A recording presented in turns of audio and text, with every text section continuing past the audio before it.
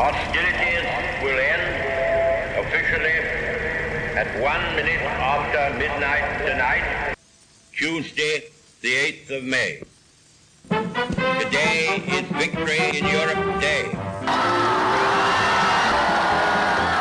Throughout the world, throngs of people hail the end of the war in Europe. It is 5 years and more since Hitler marched into Poland. Years full of suffering and death and sacrifice. Now the war against Germany is won. It's gonna be a celebration day when the boys have all come home to stay, and a million bands begin to play. We'll be dancing.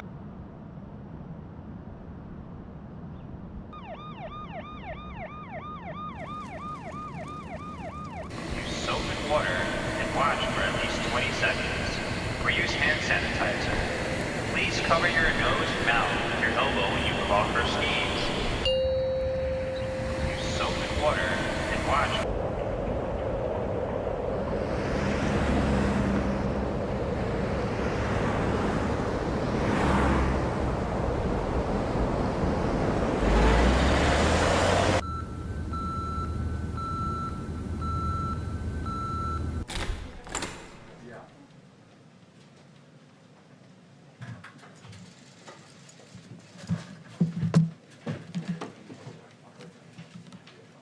Good afternoon. Today marks the 75th anniversary of VE Day, a triumphant milestone in our nation's history and indeed in world history.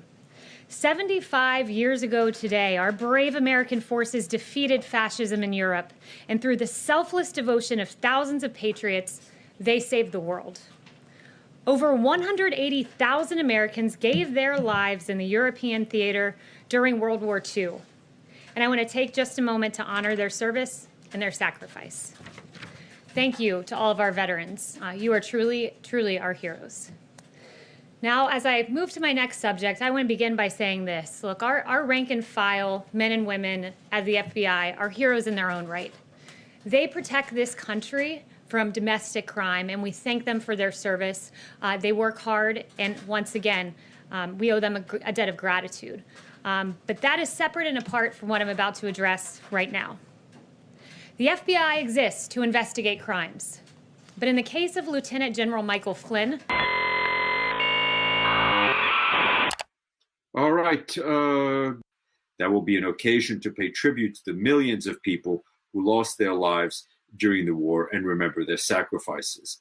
And as you know, this year is the 75th anniversary of the end of the war. That's it for me. I will take your questions. I have two questions, Steph, but first a point of frustration. I also had a question for Undersecretary General Fleming and couldn't get on this site despite using 3 different devices, Windows and Mac. It's been nearly 2 months. I know you're bringing in a new system soon, supposedly, but if it doesn't work either, then can you just follow other parts of the UN and use cutting-edge technology we know works, Zoom or Microsoft Teams? There are lots of platforms that actually work. This system is not working, and you've had 2 months to fix it. My questions are, first, on Yemen. MSF reports a very worrying situation there. Their teams are working around the clock but can't do it alone, and they request the UN does more to help. Today is, of course, the 75th anniversary of VE Day.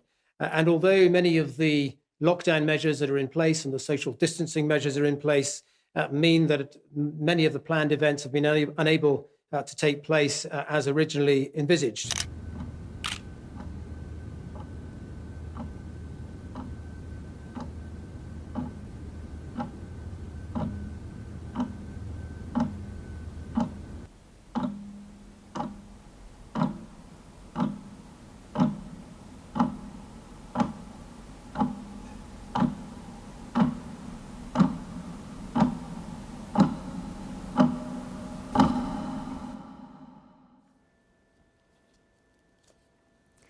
Hi, I'm Jeanne Meserve. 75 years ago, after Hitler was vanquished, NATO rose from the rubble. But there are signs that NATO has lost its effectiveness, that it isn't up to meeting a new set of challenges and threats, that the transatlantic bonds are frayed. Is it true? And if so, what's to be done about it? Are there alternatives? Is there urgency? Joining me this morning to discuss those questions and much more, the United States Ambassador to NATO, Kate Bailey Hutchison. Good morning. Good morning, Jeanne. Also with us, the Defense Minister of North Macedonia, Radmila Shekerinska, and also from the Hoover Institution at Stanford University, Michael Auslin. Good morning to both of you. Morning. Morning. Let me begin with you, Ambassador Hutchison. We see the rise of authoritarians in Hungary and Poland. We see Turkey at odds with France and with Greece. We hear an American president denigrate NATO. Is this what an alliance is supposed to look like? Jeanne, we certainly have disagreements, bilateral disagreements within our alliance. There's no doubt about that. And there are bilateral disagreements among many of our countries. But we do everything we can not to bring that into NATO. So that if there is a bilateral disagreement, or if we are concerned about whether a country is still assuring the rule of law and the freedom of the press, we talk that through and we do everything to keep our alliance unity, and we have done that. We have adapted. We have adapted from a Cold War after the war, then the breakup of the Soviet Union, and now we have democracies that were former Soviet republics. And it is so important that we continue to stress the unity. We act by consensus, which is a unanimous consent, and that means there's a lot of give and take to keep that unity. But I will tell you, we do have that unity, and we do have the adapting that now addresses the potential adversaries and threats of the future, which include counterterrorism, of course, also a rising China, and a Russia that is continuing to sow malevolent seeds throughout our democracies, trying to divide our alliance, but it's not working. Minister Shekerinska, North Macedonia is a new member of NATO. At the moment, another NATO member, Bulgaria, is blocking your country's ascension to the EU. Is this the kind of behavior you expect from someone who is in an alliance with you? Well, North Macedonia is a proof that NATO is still attractive. It still represents the goal of many countries. We have been trying to become a NATO member for 27 years, and we have managed finally to deliver on this goal in 2020. Of course, we do expect that having 29 allies means investing in better bilateral relations and in getting their support also on other fronts. I do believe that not only due to our joint membership in NATO, we share the same strategic interests with Bulgaria. We do need a stable region. We need prosperity. We need cooperation for our people. And this can be achieved through working within NATO for an improved security. We work on this. I do hope that Bulgaria will be the second nation that will provide us with air policing after Greece. But it also means better cooperation in the EU format. We have been a bit disappointed lately with the decision of Bulgaria not to support our goal to start accession talks with the EU. But none of these organizations is good because they're simple. They're complex. They're overly complex sometimes. They're frustratingly complex. But after a while, we find ways of solving our issues. It wasn't easy for us to come up with an agreement with Greece. It took us more than 30 years. But this compromise paved the way for our NATO membership. It showed our commitment to Western values, our commitment to democracy, but also our commitment to better neighborly relations. And this is what worked. I do hope that our discussions with Bulgaria will be equally productive, because we could compromise on things where compromise is necessary. But when you start challenging issues such as the right for self-determination, for your own identity, for the right to exercise your own language. I mean, these are areas where we are all extremely cautious. And I do believe that our Bulgarian colleagues can understand this. They will not do their country a service if they continue to veto. We will not do our country a service if we are not open for discussions on all other issues. And I do hope that the second opportunity that we got, hopefully somewhere in December, will be an opportunity that both countries will seize and that we will move forward on this important issue. Michael Auslin, you're an expert on Asia. We've heard a very optimistic portrayal of the state of NATO from your fellow panelists here, but there are some cracks. And in the case of the EU with Brexit, there's an actual fracture. Does China look at this and see opportunity? Jeanne, they do, but they've been seeing opportunity for a long time. You have a division within Europe, nations that have signed up to the One Belt and One Road. For example, Greece in leasing out the port of Piraeus. Other nations that during the pandemic that began in Wuhan, China, essentially sided themselves with Beijing in order to receive medical aid and the like, much of which I would like to point out was useless and faulty, and they had to throw it away anyway.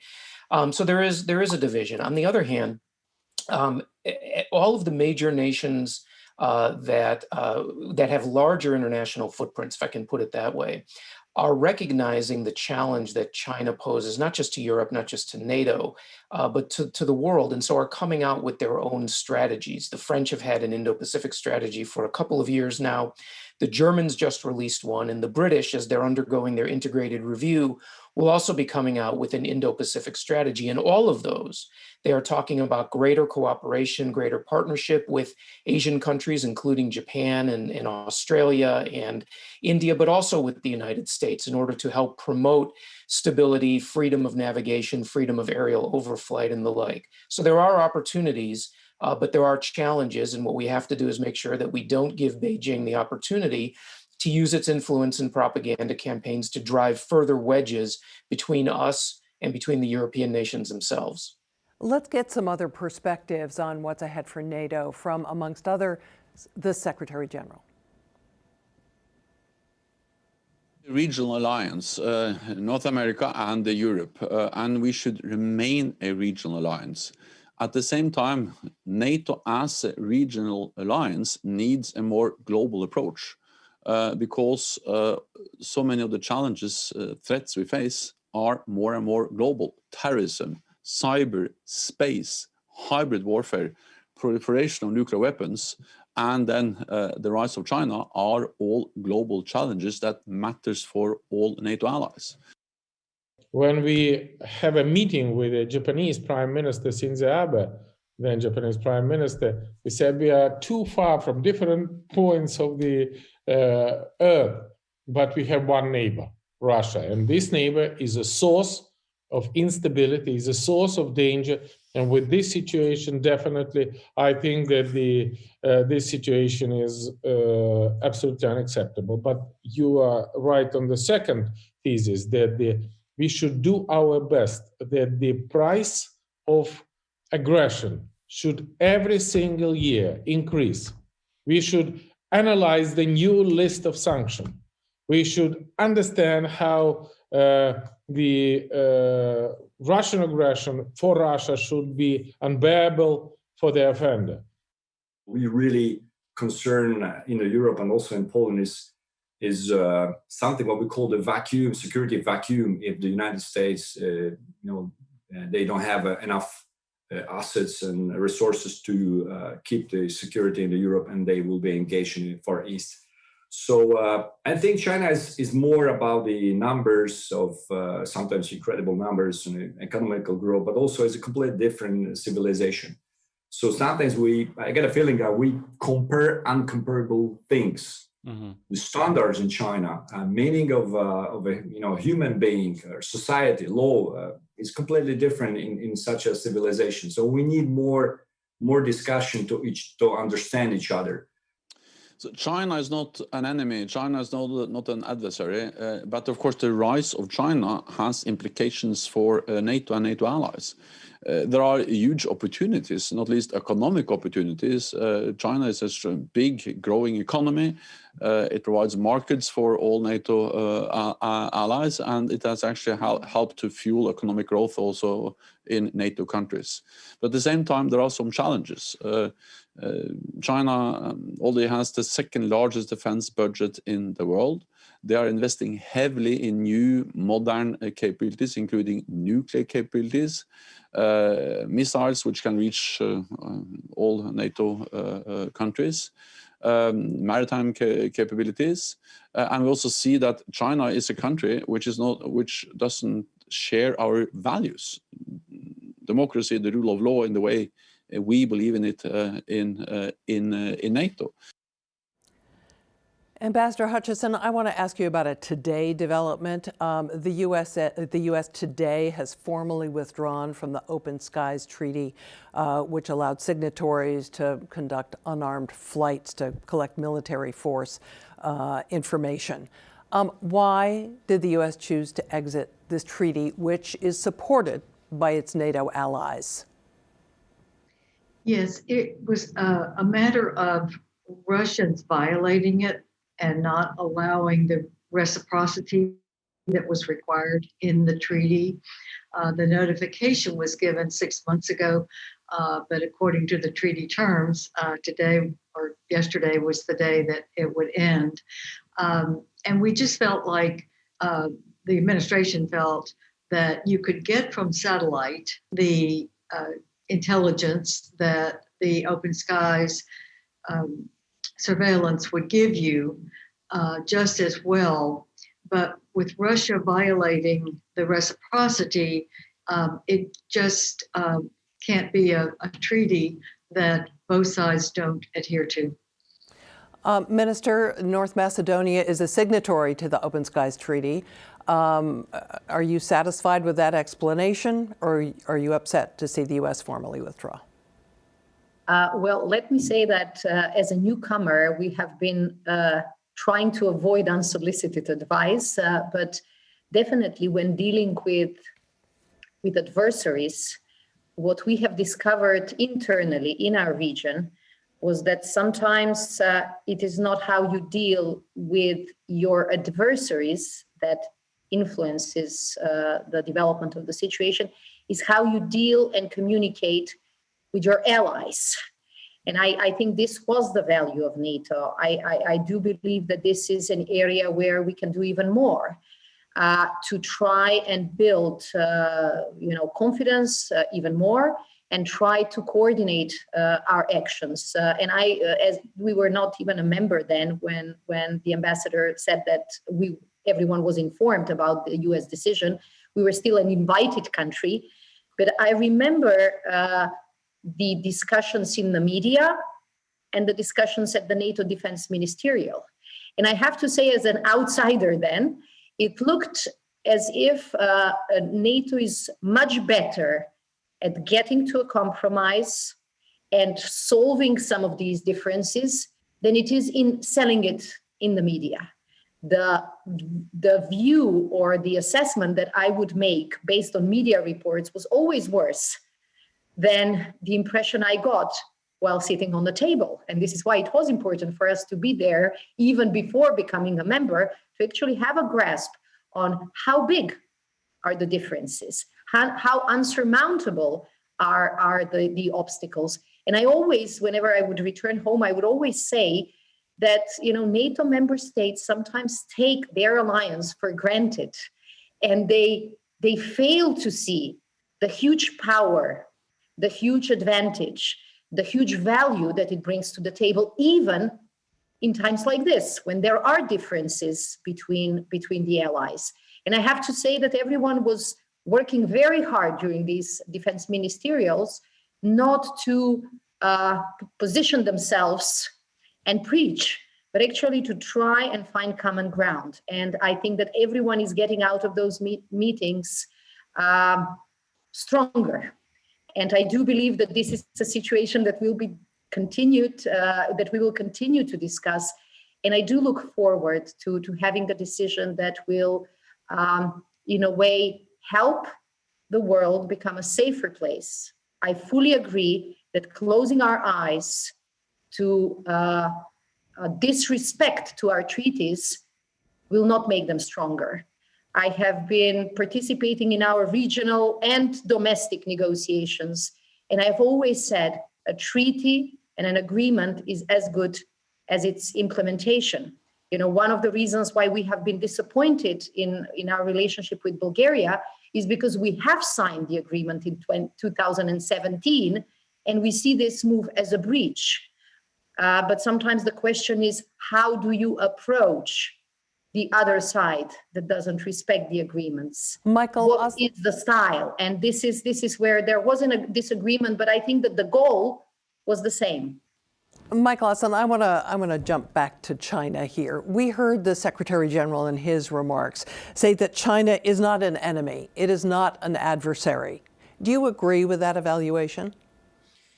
Well, it's certainly what we have now come to call a strategic competitor, but I think it is edging into the territory of taking adversarial positions. I think that's clear. And Jeanne, let me for a second put on my cap as the senior advisor for Asia to HFX and refer back to the China report that we just released, that Robin Shepard, our vice president, wrote, and I was part of the team that produced it. The report lays out very clearly in economics and politics and security across the board that not just challenges, but the ways in which Beijing has abused the open system that we invited it into, this 75-year-old global order that we're talking about, in order to get unfair advantage. I think the key word is the one that Ambassador Hutchison used, and that's reciprocity. You can talk about it with China, you can talk about it with Russia, but if we want to maintain this system, this order, or remake it as the title of this panel is, we really have to talk about reciprocity, and the minister just talked about it as well.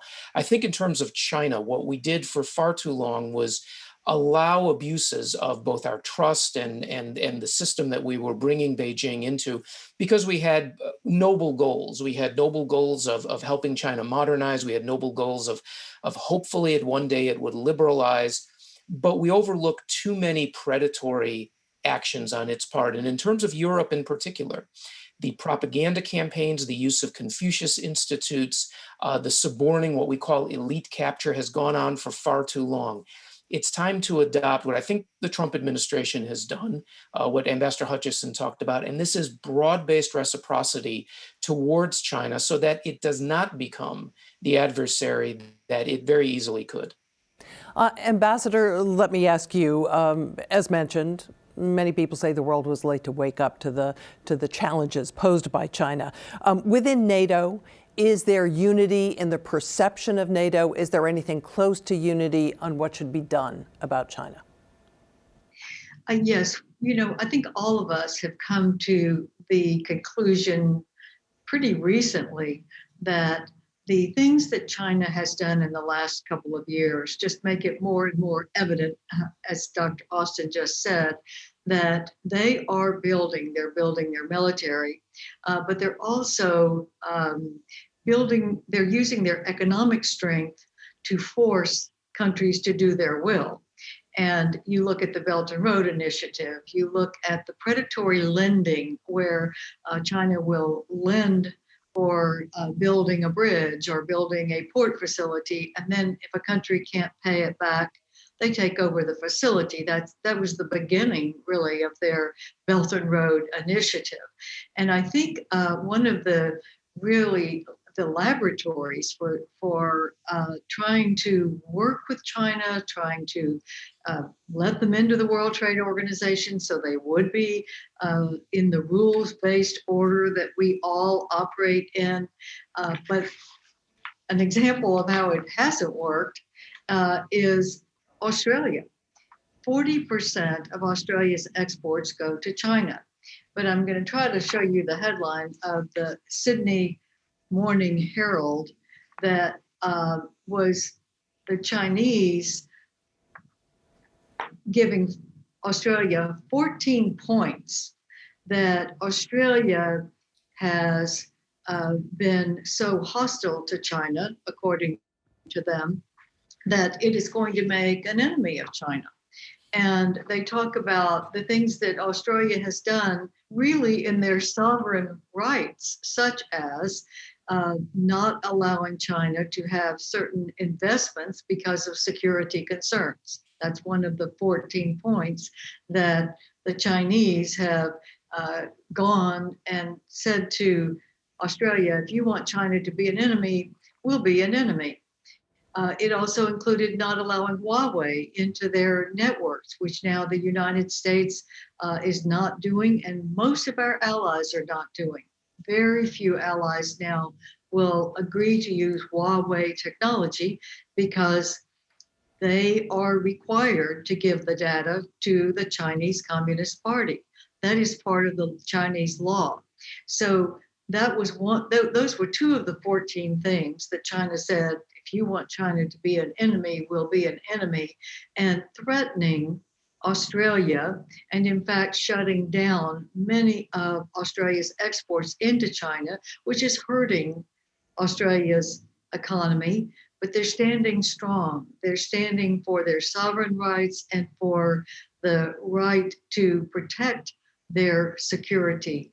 And I think this is going to be a study, a case study in how China operates, and a country that is trying to do the right thing for the security of its people. Minister, I'd be interested if you could give us a very short version of the relationship and the history between your country and China. Have you seen China doing things in North Macedonia that perhaps raise some eyebrows?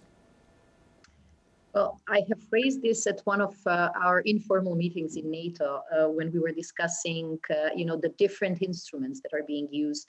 China is not overly present in North Macedonia, but we have 7 years ago taken 2 big loans for investment in our infrastructure. In the meantime, we have discovered that the agreements were incredibly corruptive. We have heard the previous government's conversations that were illegally tapped, actually negotiating about the kickback, about the bribe. And 7 years since then, the price has doubled. So what started as a relatively cheap endeavor ended up being very expensive. And one of the important roads is still far from finishing. So as we have seen that there are some invisible strings and invisible expenses attached. But in my view, I think what NATO member states should do, apart from the discussions about the security implications, we should also analyze that countries need investment in their infrastructure, and sometimes the available resources are scarce. And whenever these scarce resources are not available at the usual market, is it the European EBRD or World Bank or IMF, they have to go elsewhere. And we have seen this not only in North Macedonia in the past, but we have seen it also, especially in countries around us. Greece was mentioned, but also some of the other neighbors. And secondly, I think that the discussion about Huawei is also an example on how NATO is capable of producing real results. When I first started participating at the meetings, I have to say that the US was relatively lonely in raising up this issue. Now, if I compare our discussions from 3 years ago, the situation is different. And I fully agree with the ambassador. There is almost a consensus that we have to do something, and countries are moving forward. Just recently, a few weeks ago, North Macedonia has signed a memorandum of understanding with the US saying that we will screen all the new technologies connected to 5G, and we will practically prevent this infrastructure to depend on companies which are not reliable because of many things. Otherwise, Huawei was extremely, and still is extremely present and strong in North Macedonia. But through this memorandum of understanding, we will, I think, succeed in challenging this dependence. Michael, I want to get your reaction to what's happening in North Macedonia, and quickly, because we do have some audience questions backing up here. But is the experience of North Macedonia with China, is that fairly typical? It's happening globally. It's happening in Asia. It's happening in Africa. the One Belt and One Road, this debt trap diplomacy, which we have to be careful. It's not that it happens everywhere, but what the minister mentioned, the bribes, elite capture, that's happened in Czechoslovakia, it's happened in Greece, it's happened in a lot of countries. I would mention two things really quickly, Jeanne. First, the question, as the Secretary General mentioned, is China an adversary? I think the right question to ask is, does China, the People's Republic of China, see us as the adversary? Do they see us as a threat to the authoritarian Leninist system that the Communist Party has created? I think the answer is yes. So it's not that we see China as the enemy, it's that they see us as a threat. The second thing in terms of NATO is to look broadly at, for example, Japan has deepened relations with NATO under the former Prime Minister Shinzo Abe, and with a new Quad that has been revitalized in the last days of this year with Australia, Japan, India, and the United States. There's an enormous role that NATO can play. Britain has already talked about increasing its military presence in the region. You'll see a new report for a strategy for the UK in the Indo-Pacific coming out soon. Great opportunities, I think, for NATO to get involved as we uphold the global order that we've built. Let's take one of these audience questions. This is for you, Ambassador Hutchison. What are the main issues that will confront President-elect Biden with respect to NATO? Yes, that's a great question, because I think he will be coming in at a time when we are looking at the threats from certainly Russia and China for the future. And we will be doing a strategic look at where NATO should go for 2030. And part of that is going to be determining how we project stability into other countries, where NATO can be the forum by NATO 2030 to talk about our mutual security concerns and the ability to address them.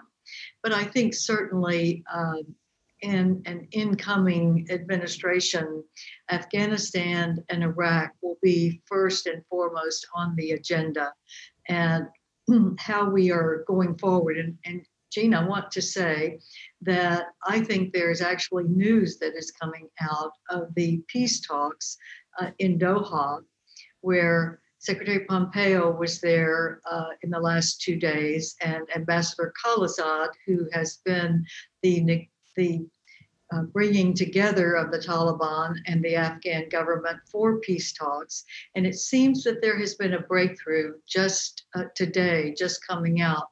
Can you be more specific about that? Say that again. Can you be more specific about what that breakthrough is? That they have been sort of dragging their feet, both sides, about the format that would allow the peace talks to go forward. And it seems that they have now come to an agreement on those basic processes that would allow them to start an actual negotiation.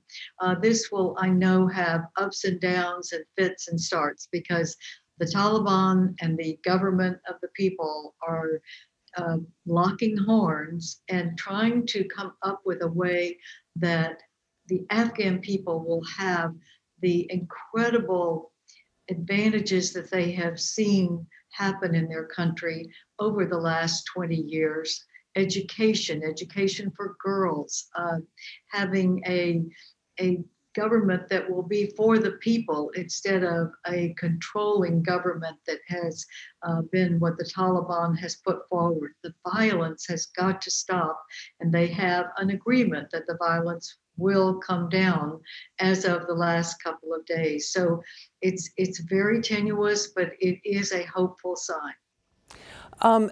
Minister, President-elect Biden has talked about multilateralism. He says he will return to the WHO. He's going to sign on to the Paris agreements once again. How do you view his election? Is there a sigh of relief? We had the opportunity to have a very interesting breakfast last year at the Munich Security Conference with the then Senator Biden. And I have appreciated the fact that he was really very well informed, even about North Macedonia and our challenges, and not to mention the Balkan situation. So we look forward to having this discussion in his new role, and we do hope that we will have an even more active US trying to help the European continent move forward on certain issues. The Balkan has been in the forefront of the US politics in the 90s, but in the meantime, of course, we have more or less disappeared from the radar, which actually is a certain kind of compliment to the region. We stopped being so difficult. We stopped being the creator of bad news.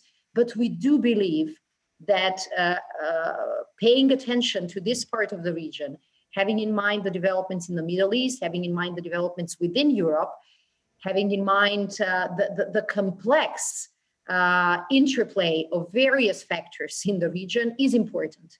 And we look forward to cooperating with the new administration on dealing with these issues, not when they explode, but dealing with these issues now, when we actually have more energy and more potential to solve them. I do believe that the Balkan is an area where we see small geostrategic gains, but it's a good exercise area. I have always said that small countries and regions like the Balkans offer you an excellent opportunity to see what works and what doesn't. What we have seen in social media for our elections is something that has spread throughout Europe. And I think that sometimes the diagnosis and the remedy is very visible if you analyze it in countries such as North Macedonia. I do believe that we have a story to tell, and I do believe that the new administration will be willing to hear and help us. We have another viewer question. Despite President Trump's rhetoric about NATO, some would argue his points were valid. What reforms has NATO taken over the past 4 years to address some of its structural and funding problems? Ambassador, sounds like that's for you. Yes, of course. I think one of the things that President Trump has done is make sure that our allies know they must step up.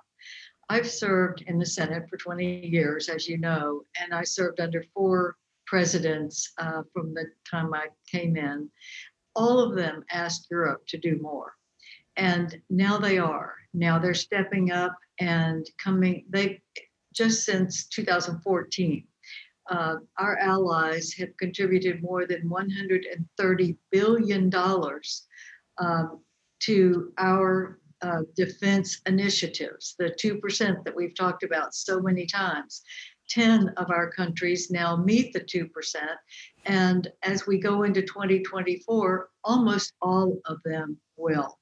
And even the ones like Germany that will not be there in 2024, nevertheless, they do meet their capability targets. We assign, they agree to take the capabilities that they can produce. So it's airplanes, it's submarines, it's ships, it's all the things that we will need for our umbrella of security. Those are the capabilities, and those are being met.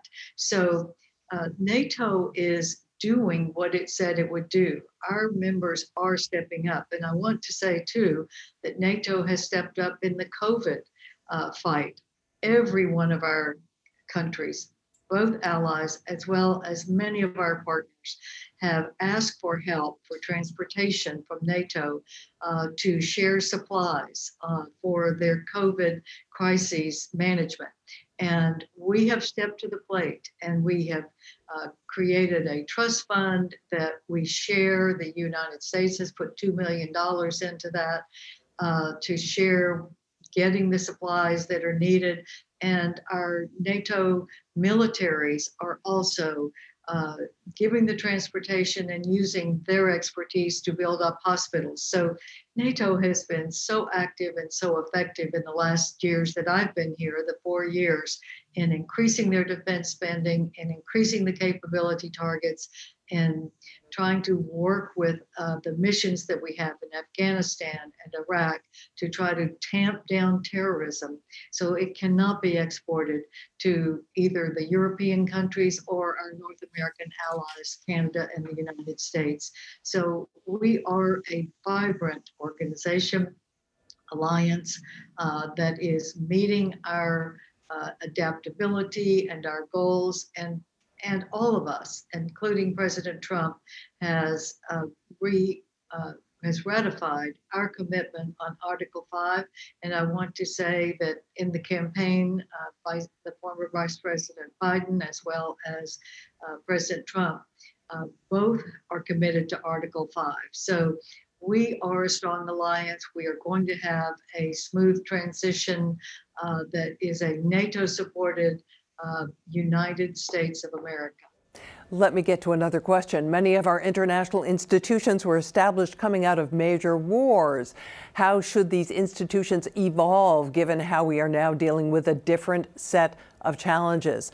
Michael, why don't you respond to that one? It's an important point. It's a good point. History, we think that all of these organizations were created, they are for peace. We think they were created out of peace. They were created out of catastrophic global conflict and failure, quite frankly, of prior diplomatic paradigms to maintain the peace. We have to remember that. So what we have to, you can't just set up the organization and say it's done. You know, there has to be due diligence along the way. One thing that I would raise in relation to some of the things we've been talking about and in relation to China is that our goal after normalizing relations, the United States goal after normalizing relations in 1979 with China was to bring it into this international system that we had created. And we thought that what that would do was give China a stake, that it would uphold the system because it would recognize that it was in its benefit. But what we see in particular in the past several years, and the best example is the World Health Organization, is that Beijing has suborned many of these organizations. It has suborned the World Health Organization. It has used the International Civil Aviation Organization to prevent Taiwan from being part of a larger global community. It has used the International Telecommunications Union. There's an excellent report from the US-China Economic and Security Review Commission that looks at all of the different international organizations, many of them UN, some not, in which either they're led by Chinese officials or China has an extraordinary influence on them, and in which they are not upholding the larger goal that we have of transparency, of cooperative action. So you don't junk all of these institutions, but you do have to carefully assess where they are and whether they're fulfilling their goal. It's a joke if, quite frankly, the UN Human Rights Commission has Cuba and Iran and China on it. What possible use does it have in that case? So we have to defend the system because we understand what it can do when it works in the ways that it was designed. And we can't simply hope against hope that countries who get access to it are going to act the way in the spirit of those organizations, because we have too much data that tells us that's not the case. Minister, let me direct this one at you. What are the challenges, if you were asked, our international institutions face in a post-COVID world? I think that COVID has tested all of us. First, it tested our domestic institutions, it tested the international institutions, and I think it brought forward the case that we do need more multilateralism, that we do need more solidarity and support. To a certain extent, I think COVID also stressed the importance of the defense investment pledge. I remember having many discussions at home about the 2%. As a newcomer, there was a strong consensus on increasing our expenses in defense, but I'm sure that many people have started wondering how come we are not directing this money to other sectors, such as education or environment. But I think that COVID has shown that actually investing in your security has no alternative. And I think that our armed forces have actually proven to themselves to be valuable, especially in situations like this. And we were able to return our citizens a system that works well, has more discipline, and supports the civilian institutions in times of need. And so I do believe that we have some lessons to learn in assessing our security challenges, but it also assessing the importance of our institutions. And we unfortunately have to leave it there. Many thanks to Ambassador Kay Bailey Hutchison, Minister Radmila Shekerinska, and also to Michael Auslin of the Hoover Institution. Thank you all for being here. Thank you. And now we are delighted to share the full interview with NATO Secretary General Jens Stoltenberg and Robin Shepard.